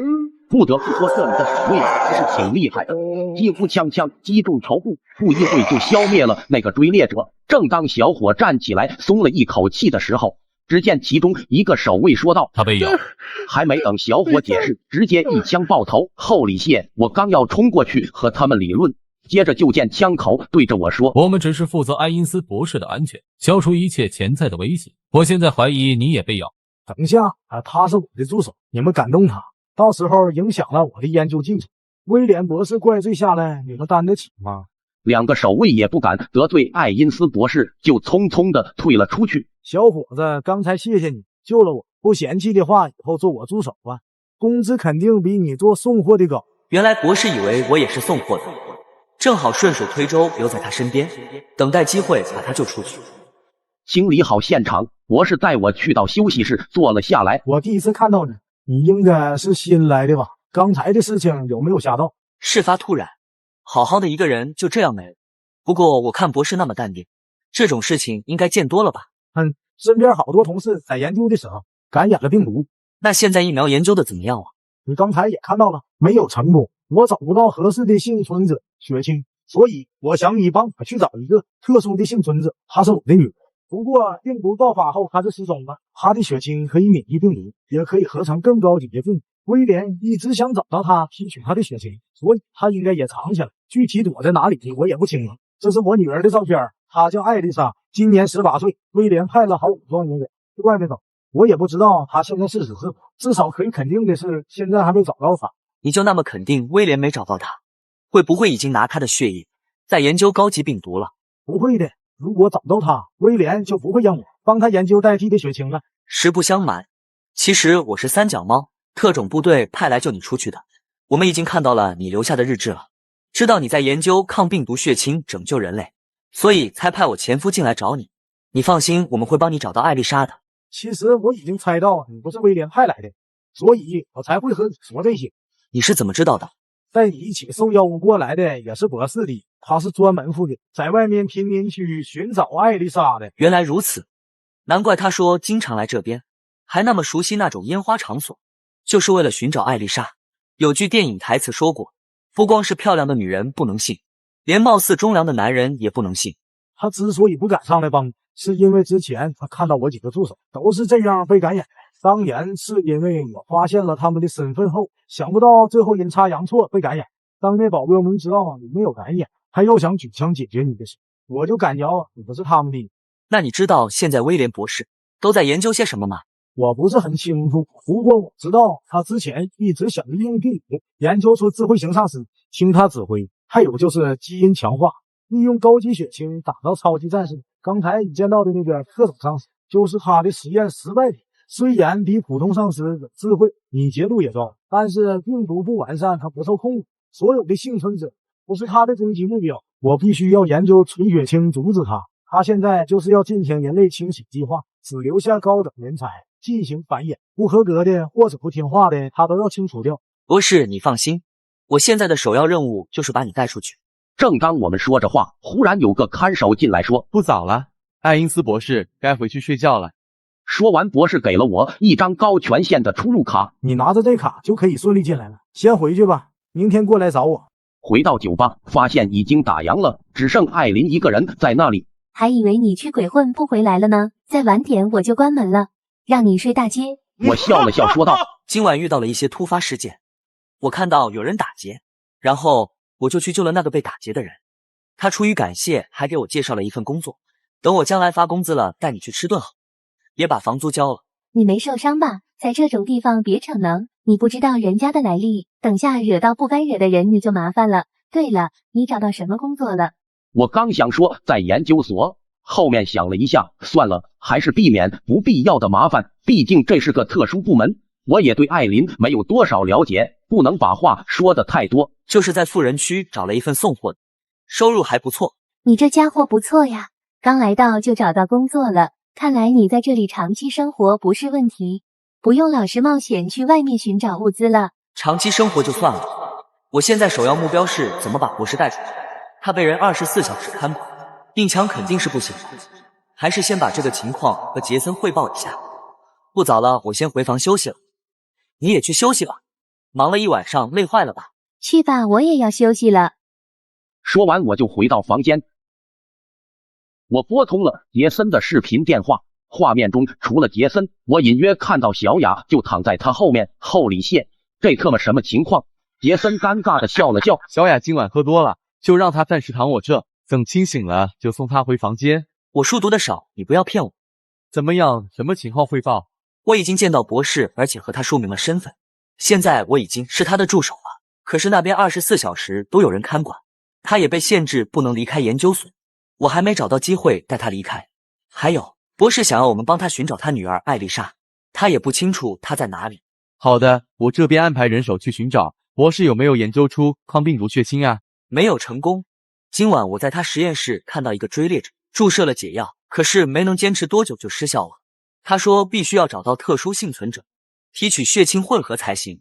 你先去摸清那边的安保情况，想办法把那边的电力系统弄瘫痪，制造混乱，到时候趁乱带博士出来，我们会在外面接应你。大哥，你可要带多点人来啊，还有无人机也安排上，那边的检查站可是有战车的。放心，那些童子军不足挂齿。突然门口被打开，把我吓了一跳。只见艾琳拿着些吃的进来问我，饿了吧？吃点宵夜吧。我赶忙说道，太感谢了，我今晚在外面吃了点东西了，现在不饿了。可是忽然想到他为了做了宵夜，这样拒绝人家太伤人了，就接着说，看上去很好吃的样子，我等下试试。好的，那我先放旁边，你等下记得吃哦。说完就走出去了。哟，你小子才到那边第一天就有这福利了，快说你和老板娘到什么程度了？你少来，我还没说你。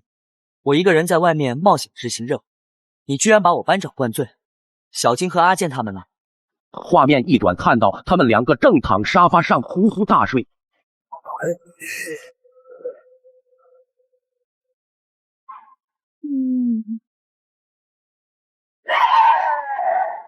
次日来到博士的实验室，我和博士说了要带他逃出去的计划。接着他说道，底层这里是丧尸的监狱，关押着各种丧尸供他们研究，这里的锁都是电子控制，如果破坏了电力系统，所有锁都会失效，到时候大批丧尸就会有。说完他给了我一个电击手雷，到时候你可以用这个电击雷把门口守卫电运，电力系统在底层，到时候你把这瓶液体倒上去就能瘫痪系统。说完他就让我假装去底层帮他拿一个3号病毒样本上来。我乘坐电梯来到了底层。你来这干什么的？爱因斯博士要我过来帮他拿一个3号病毒样本。在最里面的房间，你自己过去吧。我一路往里面走，发现这里居然关押着各种丧尸，包括一些特种丧尸，看来他们一直都在拿丧尸做实验。来到里面的房间，和里面的研究员说了一下情况，他就拿了一个病毒样本给我。刚想离开，忽然听到后面开门声，接着我感受到了一股强大的压迫感。我回头一看，来了2个人，我第一眼感觉他们就不一般。接着再头那娃娃脸小个子说，我要的样本准备好了吗？都准备好了，威廉博士。原来他就是威廉博士，我一直以为他会是一个老人，想不到看起来像个小孩子。后面那个应该是他的保镖，看起来一脸杀气。接着我就对威廉博士笑笑，然后走出房间。他也没有在意我，对于他来说，我只不过是一个小人物，他根本不会正眼看我。趁人不注意，我偷偷潜入配电房，接着往变压器上倒入博士给的液体，瞬间设备开始过载，用不了多久应该就会瘫痪。我赶紧跑出去，打算坐电梯上去，忽然想到等下停电我不就被困电梯里了吗？莫非我要爬楼梯？王德发，34楼要我命！没有想太多，我一路往楼梯狂奔。此时电力系统瘫痪，牢房的门纷纷打开。威廉博士这边也察觉到了危险，不过他十分淡定的说了一句：“去看看什么情况。”接着身旁的保镖说，然后见他走出门外，外面的丧尸已经把看守给干掉了。看到他出来，就像看到食物一样，纷纷朝他袭来。只见他忽然浑身冒出蓝火。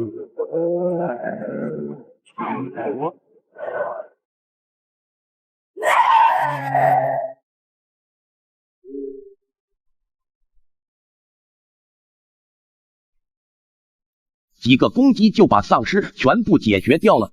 这种攻击根本不可能是人类可以做到的。难道他就是威廉博士用超级血清研究的基因改造人？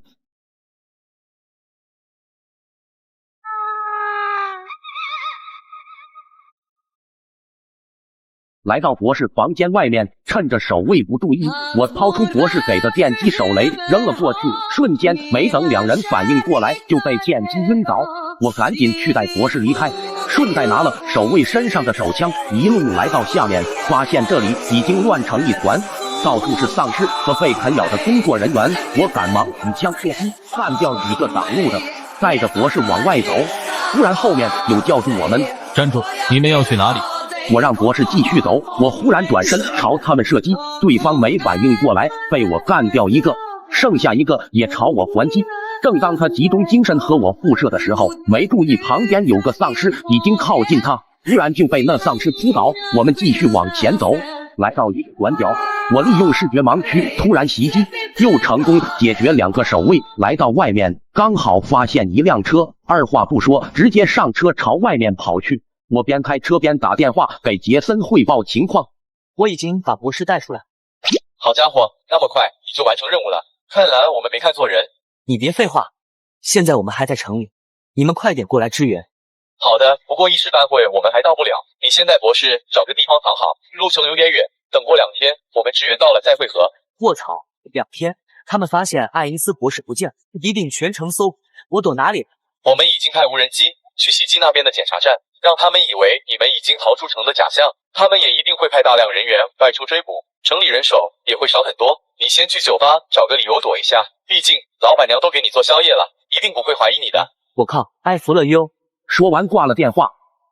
目前也只能这样了，当初我开车过来也要3、4天，他们能2天赶过来支援也是不错。正当我想着用什么借口和老板娘说的时候，一阵扫射打在我挡风玻璃上，我赶紧打方向躲避，想不到他们那么快追上来了，不停朝车上射击。我一脚油门追上去，到了他们车后一个左打方向，他们车子瞬间失控，当场翻车。带博士来到了酒吧，此时酒吧还没开始营业，只有艾琳在那里。看到我们进来，她有点惊讶，我想着也是，她一定是觉得我第1天上班就旷工，还带了个老头过来。我还想着用什么借口和她说明情况，只见她激动地说道：爸，艾丽莎，原来你躲这里，我还以为你出意外呢。什么情况？原来艾琳就是博士的女儿艾丽莎，这特么就在我眼前。之前我还头疼，到时候要怎么找到她。这剧情谁写的？给我站出来，我保证不打死你。自从我知道您被他们抓走后，我就想办法混进这里，一直想找机会去打听您的消息，想不到居然能在这里遇到您。多亏这位诸葛兄弟舍根帽子把我救出来，威廉囚禁我就是为了引你出来，等他抓到你，也就没有必要留着我了。听到这里，我不由得内心骄傲了一下，想到之前的付出都是值得的。正当我还沉浸在完成任务的喜悦中，突然艾琳说了一句：诸葛，你受伤了。我赶忙低头看了下，我的胸口一具被血液染红了，应该是刚才在车上被他们射击打中的。由于当时正兴奋中，肾上腺素飙升，完全没有感觉。此刻瞬间一股疼痛感袭来，我立马昏了过去。上集说到我中了枪，晕倒了过去。等我醒来，发现躺在床上，艾琳和博士都在旁边看着我。你醒了，前面吓死我了，为了救我爸，让你差点命都没了，真不知该怎么报答你。听到这里，我心里暗喜，要不就以身相许吧。想到这就不由得激动起来，导致伤口裂开，疼得我眼泪都出来。这时博士说道：你先别激动，我刚帮你把子弹取出来，现在伤口还没愈合，我等下你注射一个从丧尸血液提取的血清混合药剂，不过你放心，它不会让你感染病毒，它的功效是短时间提高人体新陈代谢，从而能让伤口快速愈合，还有麻痹人体痛觉神经，能让你感受不到什么疼痛，有点像超级肾上腺素。现在将军手下的人基本个个人都配发这种药物，每次行动前都会注射进体内，由于感觉不到疼痛，即使受伤了也能够正常战斗，战斗力成倍增加。将军一直想让威廉把这种药效延长，可惜威廉没有找到特殊引体血清，实验一直没成功，这也是他一直要找到艾丽莎的原因。现在好了，有了我女儿的血清，我不但可以制作丧尸病毒解药，还能制作超级血清，能让普通人短时间内强化各项技能。我接着说道：别说那么多了，赶快给我来一针体验版的，过2天他们就会过来接应我们了，我可不想成为负担。说完，博士拿出一支药剂，直接打在我身上，瞬间一阵电力传遍全身，过后感觉浑身有劲，疼痛感一下全无。我一个翻身跳下床，说道：我们要想办法混出城才行。艾琳，不，艾丽莎，你经常出入，对这熟悉，有什么方法吗？这应该不难，到时候我假装出去搜寻物资，然后把你们扛车内混出去。检查站那边的队长和我有点矫情，每次出去他都不会检查我的车子的，等你的人到了，我们就出发。今晚先好好休息一晚，顺便准备一下。忽然一阵急促的警报声响起，原来是酒吧门口来人了。看了一下监控，原来是那个彭队长带了一队人手持武器想要进来。你们先在这里藏好，这个房间是密室，他们没那么容易发现这里，我先出去应付一下。说完，艾丽莎走了出去。原来这个房间的入口是在墙上，一般人还真不可能发现这个地方。随后彭队长一行人持武器走了进来。哟，彭队长，这才几点你就忍不住要来喝酒了？今天你手下还带着家伙，这是要打算吃霸王餐吗？哎呀，艾琳妹妹告诉你一件事，病毒研究所今天被人入侵了，那个人杀了几个守卫，还把里面的一个博士给绑架走了，现在全城搜捕。我这不也是要应付一下命令，你也体谅我一下，过后我请你吃个饭补偿一下吧。说完示意手下，你们去找找看有没有可疑的人物，手脚轻点，别弄乱了艾琳妹妹的酒吧，不然有你们好看。吃饭就不用了，我明天要出去一趟搜集物资了。你这才回来几天呀？又出去呀？这不，我刚把大啤酒水运回来，就被天下人间会所给高价采购完了。我不要继续去运酒回来，哪天你没酒喝了，怪我怎么办？还是艾琳，你懂我呀？你们几个看完了没有？那么久没见可疑人物就走了，我们还要去其他地方搜。正当他们要离开的时候，忽然进来一个人，此人正是威廉博士的保镖。进来直接和队长说道：“这里都搜查清楚了，你是哪位？居然敢教我做事？”我一路追查，发现可疑车辆却停在附近，那个可疑人员带着爱因斯博士，一定走不远。你们给我认真的搜查附近每一寸地方。我看你就挺可疑的，来人把他抓起来。说完，两个手下刚要过去，还没近身就被他敏捷的身手给打倒。看到这里，队长敢掏出手枪朝他射击，只见他身中2枪，身体流出鲜血，可是他却感觉不到疼痛，直接朝队长走去。此时的队长已经被吓得不敢动弹。给我听好了，要是让人从你眼皮底下逃跑，我一定不会放过你。说完又走到艾丽莎面前看了一下，如果让我知道你包庇了可疑人物，我会让你生不如死。说完就走出酒吧。第二天，我们收拾好东西，艾丽莎开着车子就往检查站开去。来到检查站附近，我们停下来观察了一下，发现这里还是守卫森严，而且那个基因战士也在现场。这种情况估计很难混出去。我马上给杰森打了个电话，我们已经快到接应地点了。你们那边情况怎么样？我这边有点麻烦，检查站守卫森严，硬闯几乎不可能，我们需要空中支援。没问题，无人机一直在空中待命，2分钟到达攻击位置。你们先在附近隐蔽好，等他们反应过来支援也要一段时间，这时候你们就趁机出来。说完就挂了电话，静静的等待无人机空袭。不久，一枚地狱火飞弹就朝检查站袭来，瞬间爆炸了覆盖，整个检查站也一片狼藉。我们马上开车驶离。不一会，在废墟里面，一个人站了起来，是那个基因战士。在这种程度的冲击下，居然还能存活下来，看来威廉博士的超级血清确实厉害。只见他拿出手机打了一个电话。刚才哨所被通缉任务失败，目标已经离开。没事，我还有 B 计划。请求空中支援，我马上去追他们。不用了，我让你回来吧。你的药效快过了，等下狂躁起来，万一伤到目标人物就不好了。我还需要他健康的血清，你也到时间注射药剂了。此时城里的雷达也监测到了无人机，执勤人员看到情况后，立刻向上级请示，随后安排应对计划。不一会，在远处的空军基地，一架雷电战斗机紧急升空，前去拦截我方无人机。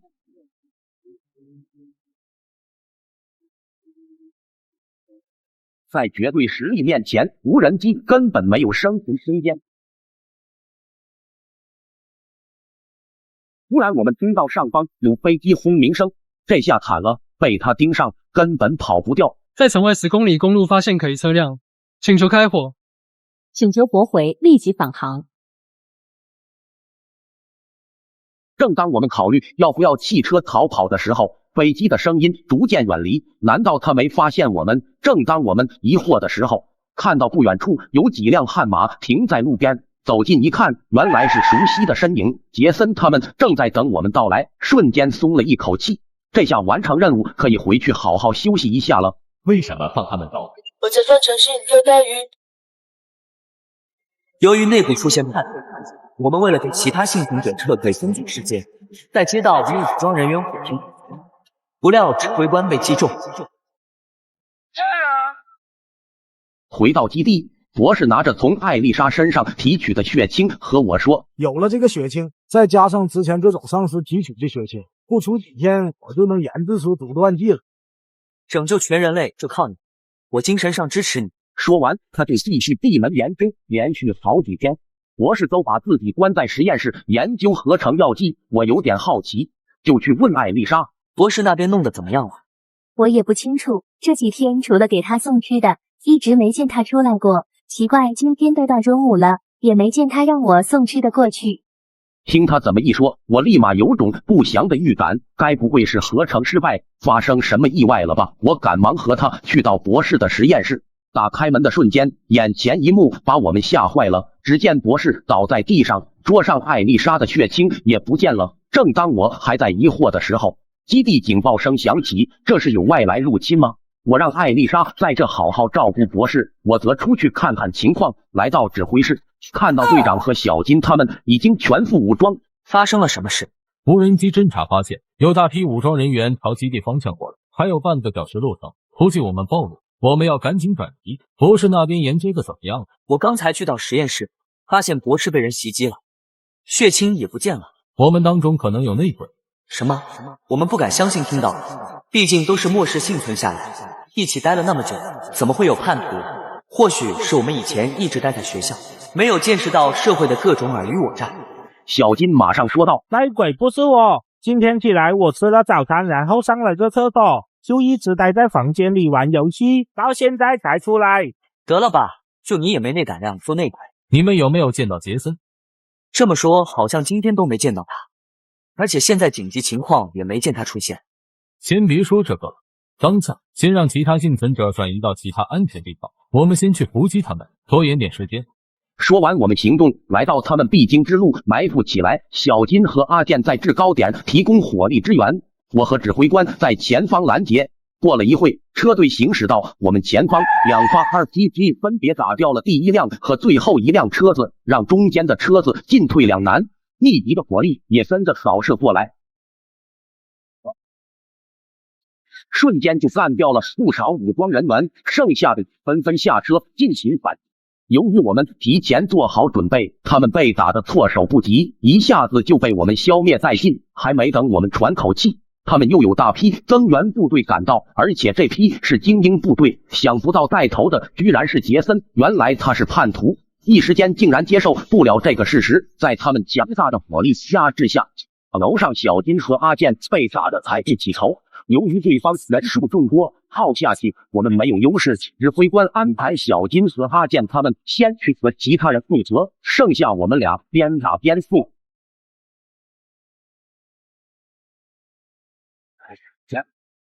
他们也紧跟上来。突然，指挥官被击中倒地，我赶忙过去扶起他，躲到近近的楼房。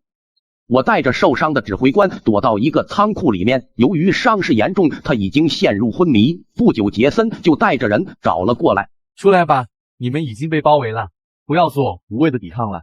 现在我们相识一场，我可以和将军说个情，一起投靠他，将来也得个一官半职。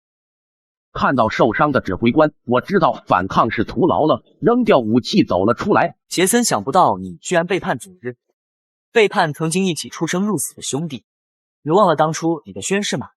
现在都什么时候了，你们也不看看那边幸存者有几个是有战斗力的，都是一帮乌合之众，他们连基本的生存技能都没有，在末世就是适者生存，优胜劣汰，跟着将军才是明智之举，只有他才有能力重建新世界。就是他制造了这场灾难，残害了多少无辜的人，你居然还助纣为虐，就不怕遭到报应？我命由我不由天，将军现在正是用人之际，你能够在防卫森严的研究所把博士带出来，将军挺欣赏你的。此时我正慢慢走近他，想趁他放松警惕挟持他，虽然这个方法成功率不高，不过此时我也只能想到这个。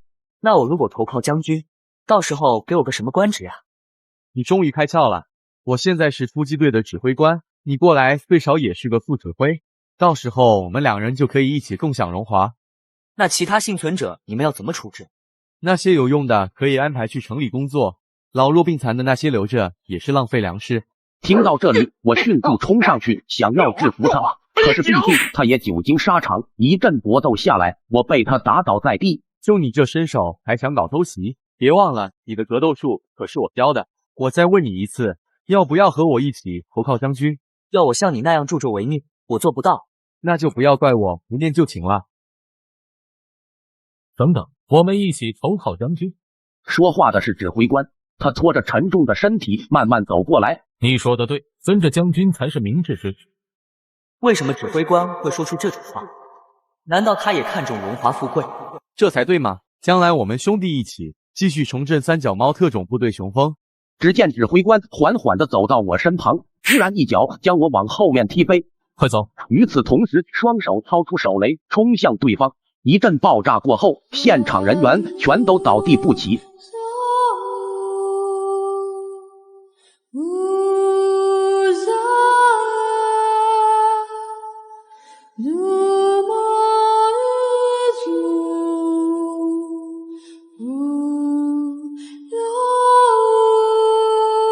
我来不及伤心，赶紧抱起指挥官的尸体去找其他人会合。不久，那个超级战士来到现场，杰森奄奄一息地对他说：“救我！”只见他拨通了电话。博士，血清已经到手，做得好，马上回来。那个叛徒杰森怎么处置？他今天可以背叛他们，明天别人背叛我们，这种人留不得，你签名掉吧。语枪解决了杰森，和他们会合后，和指挥官进行了短暂的告别仪式，然后就火化了他的遗体。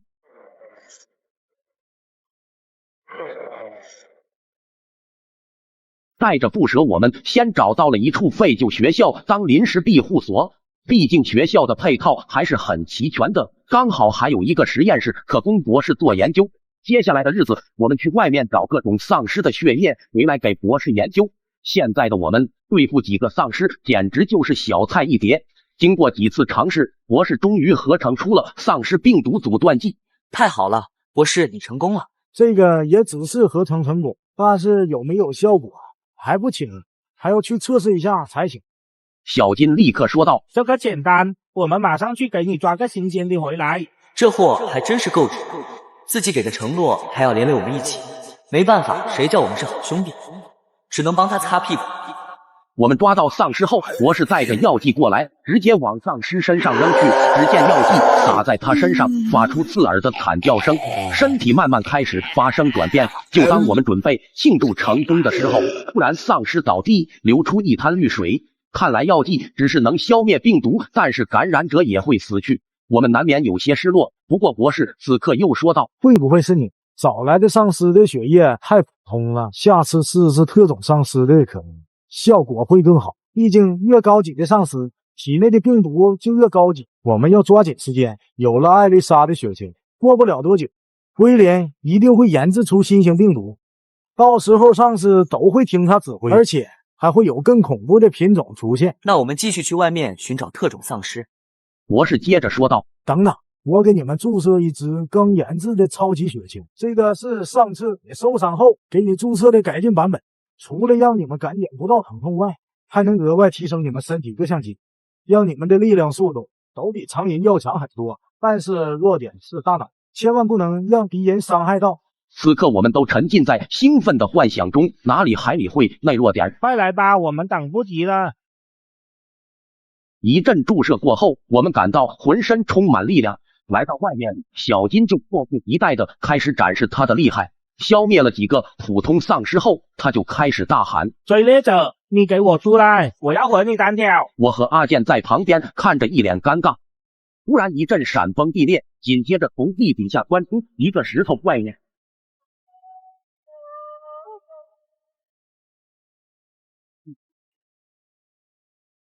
看到这个体型庞大的怪物，我们也不敢再慢，赶紧举枪射击。可是子弹对他完全造成不了伤害。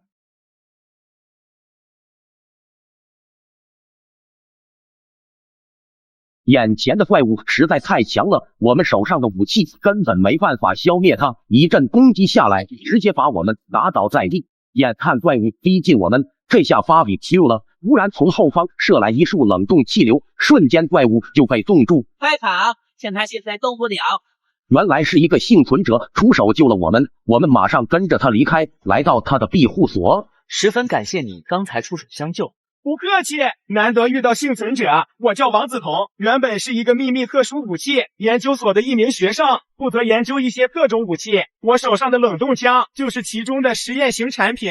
病毒爆发后，我们研究所遭到大批丧尸入侵，很多人都走散了。原本我和几个同学一起躲到了这里，可是几天前我们出去寻找物资，结果就遇到那个石头怪物，当时大意了，以为用冷冻枪把它干掉了。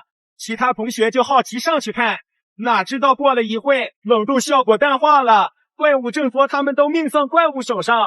原来在坚硬的物体遇到急冻也会无能为力，这或许就是万物相克吧。你也不要太悲伤，我们一行有很多幸存者，以后你可以去我们的基地，大家一起有个照应。他点点头，忽然小金说道：那你有了这个冷冻枪干嘛？刚才不冷冻一时转，一直冷冻一直转。我也想啊，可是冷冻枪发射一次就要充能一段时间，那这样子我们没法消灭那个怪兽呢。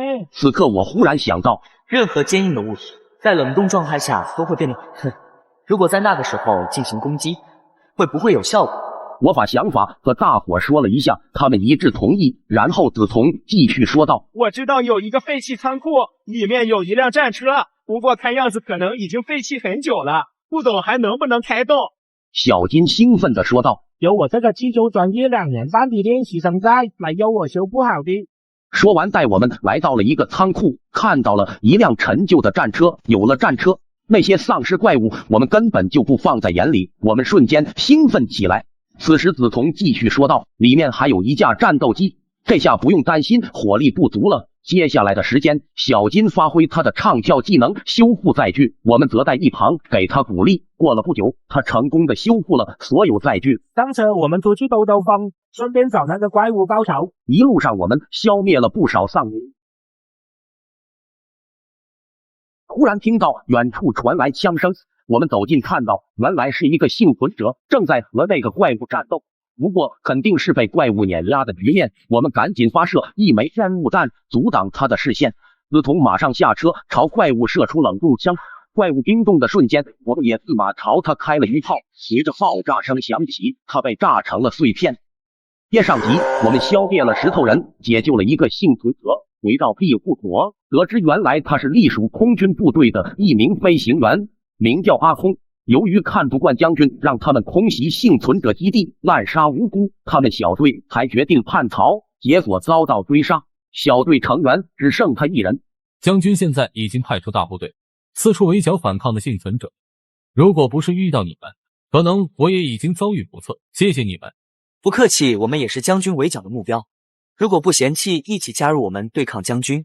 我们刚好有一架飞机正愁没驾驶员，现在你来了，我们陆地空中都有装备，和他们拼了。以我们现在的实力，和他们硬拼肯定是以卵击石，无论是人数和装备数量都是没得比，只能智取。那我们去偷袭他的基地，把他们的装备都炸了。我也是这样想，用飞机去炸他们的基地，前提要先打掉他们的雷达站，这样我才能无声无息的去封死。那我们准备一下行动，你在飞机待命，等我们解决掉雷达站给你信号。说完，我们悄悄地来到雷达站外围，看到那里防守森严，我和小金两人决定偷偷潜入安装炸弹，其他人在外围警戒。一路上我们解决了几个武装人员。来到雷达站下面，拿出 C4 炸弹，设置好时间，我们原路返回。忽然半路遇到巡逻人员，我们赶紧躲起来。只见他来到小金前面，吹起了口哨，然后一股热流浇到他的头上。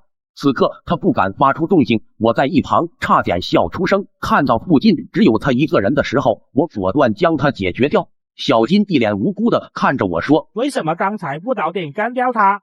我笑着说道：我这不是担心附近有其他人，怕打草惊蛇吗？放心，这件事我绝对不会告诉其他人。来到外面和他们会合，不一会雷达站就发生了大爆炸。我赶紧通知阿空可以出击了，我们迅速撤离现场。阿空驾驶着那架 MiG-29，满载着航弹朝着目标基地飞来。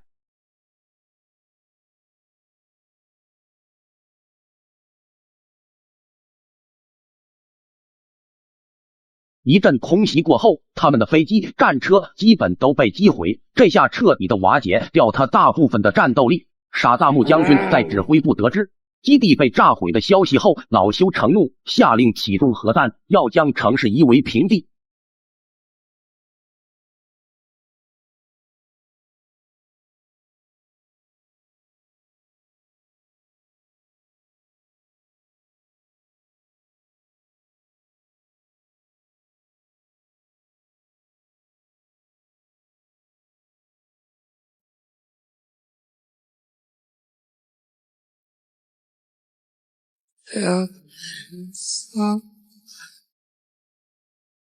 上课睡觉的同学，等下来我办公室一趟。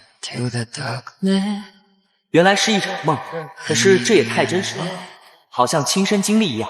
艾琳博士、杰森指挥官他们好像真的来了。